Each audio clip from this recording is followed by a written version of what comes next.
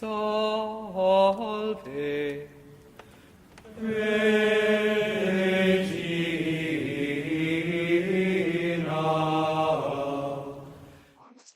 Bienvenidos a nuestro ciclo de formación sobre la Eucaristía.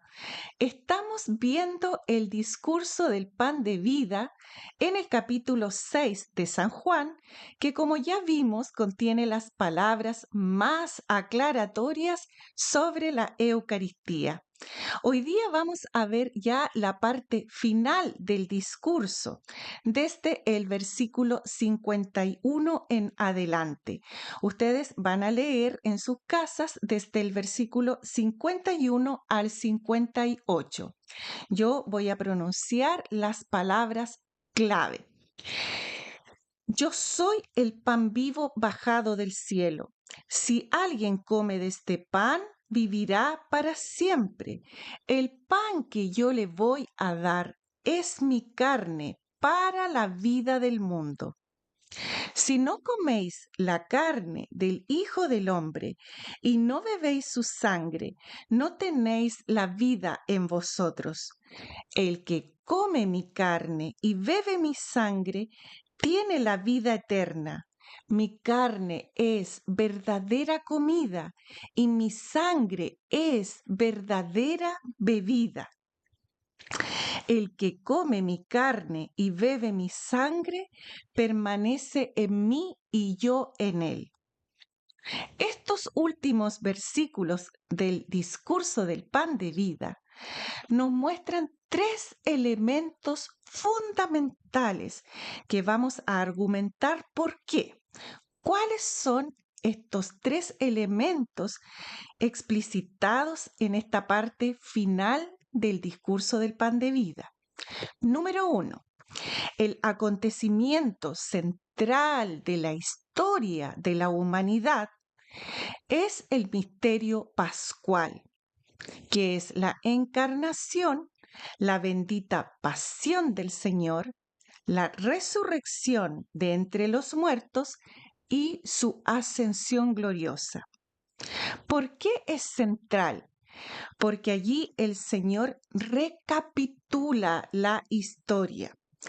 Cristo repara con su muerte la ofensa cometida por la humanidad, ofrendando a Dios un amor y obediencia hasta el extremo, con los que borra el desamor y la desobediencia del pecado. Así nos dice San Pablo en la carta a los Romanos, capítulo 5, versículos 12 al 21. Por la obediencia de uno, todos serán constituidos justos.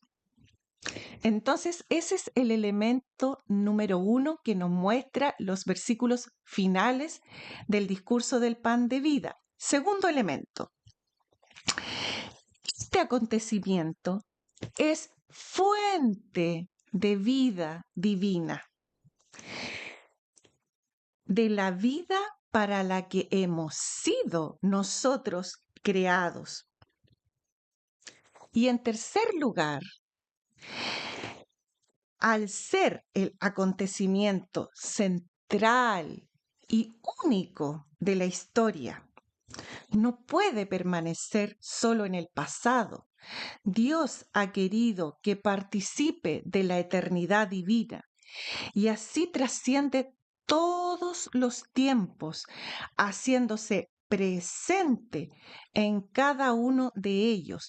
Por ello, el Señor ha instituido en la última cena la Eucaristía como el don más importante que ha dejado a la humanidad con su venida, lugar donde se hace presente el acontecimiento central de la historia de la humanidad, el misterio pascual, sustancial, verdadera y realmente para que de esta manera se realice en nosotros.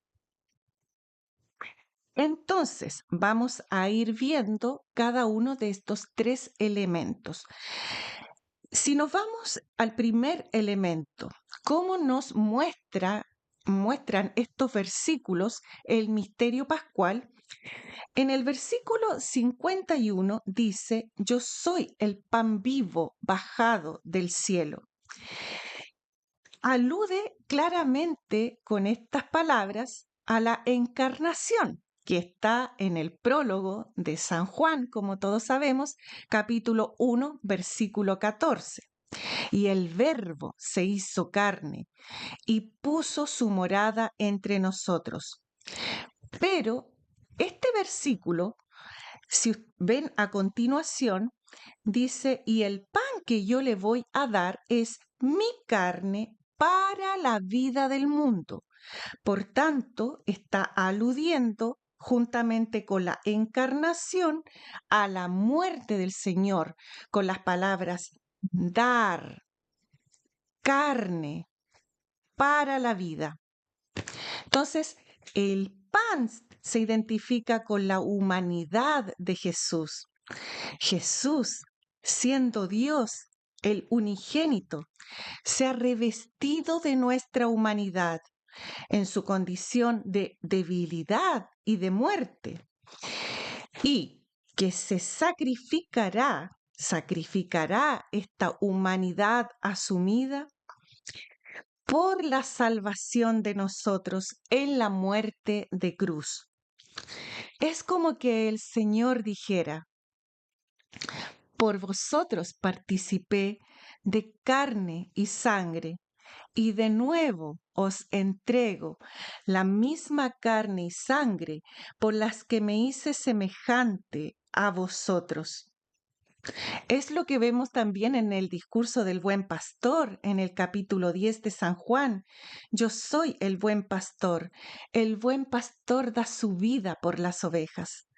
O lo que dice el versículo 5, yo doy la vida por mis ovejas. O en el capítulo 15 de San Juan, nadie tiene mayor amor que el que da su vida por sus amigos. Cuando dice para la vida, que el sacrificio, el misterio pascual es para la vida del mundo, como veíamos en el segundo elemento, significa que la muerte de Jesús es fuente de la vida divina para nosotros. Saben que esto nosotros lo vimos en los primeros capítulos de nuestras sesiones eucarísticas, cuando vimos el Sanctum Sanctorum, el Santo de los Santos, en el Mishkan, en el tabernáculo o tienda del encuentro, donde se hacía el culto en los años de peregrinar de los hebreos hasta la tierra prometida. Esto está explicitado por Romanos capítulo 3, versículo 25, donde dice que Dios exhibió a Jesús como instrumento de propiciación por nuestros pecados. Dice, exhibió como instrumento de propiciación por su propia sangre mediante la fe. Recordemos brevemente lo que ya habíamos visto en las primeras sesiones. En ese gran acontecimiento, fiesta de reconciliación, Yom Kippur, que la vimos en un capítulo entero, solamente podía entrar una vez al año el sumo sacerdote y en el Santo de los Santos, que era la última parte del Mishkan. Y en la parte del altar, arriba, estaba el propiciatorio, era como la cubierta de la alianza. Entonces, el sumo sacerdote entraba con sangre de víctimas animales y allí iba representada la vida de todos los hombres del pueblo, entonces con sus pecados del año.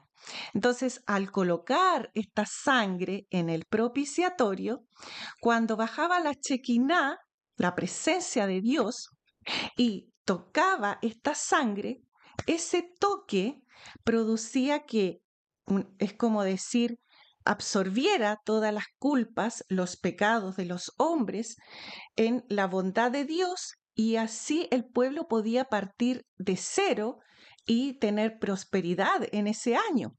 Entonces, es como que al toque, con la sangre, con la vida de las personas, con sus pecados, al toque de Dios, ahí en el altar del Arca de la Alianza, realmente se provocaba la transformación de sus pecados en reparación, en reconciliación con Dios. Bueno, sin embargo, San Pablo cuenta que eso no era más que figura de Cristo en quien realmente se produce ese contacto con Dios, esa purificación de nuestras culpas, de nuestros pecados, porque la sangre de los animales no podía provocar eso. Jesús es el lugar del contacto entre la miseria humana y la misericordia divina. En su corazón se deshace la masa triste del mal realizado por la humanidad y se renueva la vida. Si nos vamos al versículo 54 acá del discurso del pan de vida, sigue profundizando en el misterio pascual.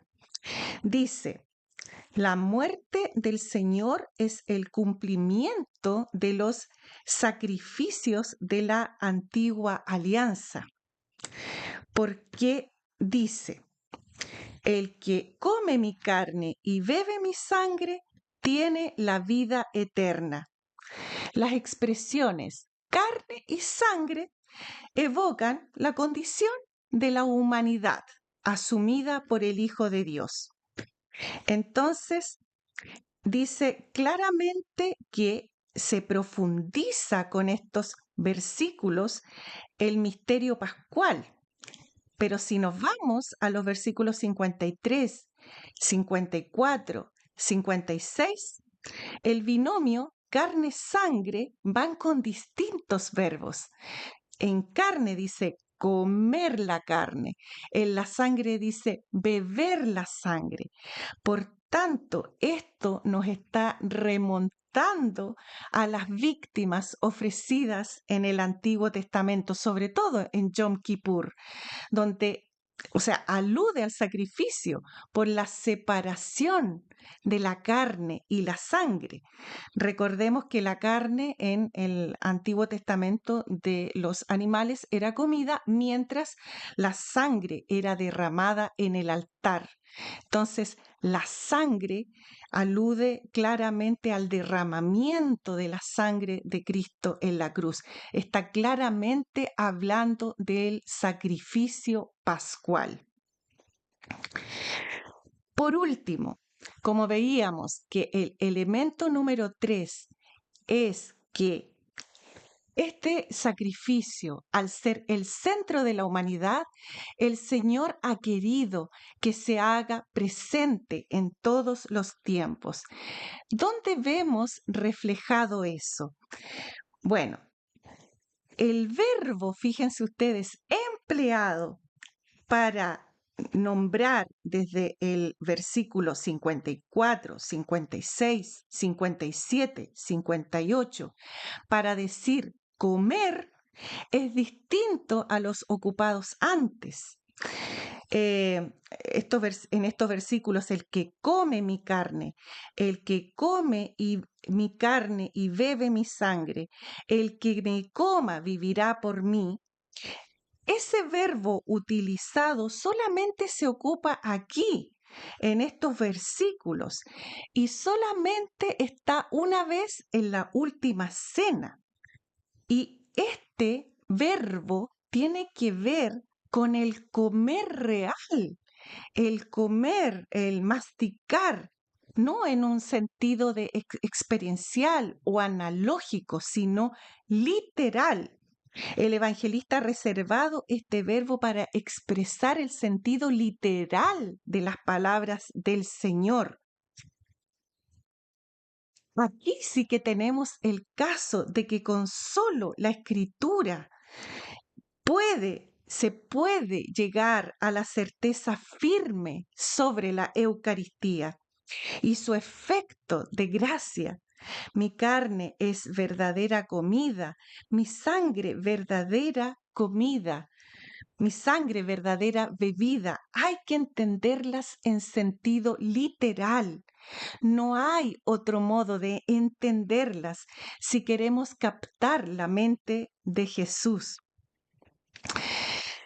Si el cuerpo y la sangre de Cristo son recibidas dignamente, en palabras del gran padre de la iglesia, Crisóstomo, ahuyenta y aleja los demonios y atrae a nosotros a los ángeles y al Señor de los ángeles.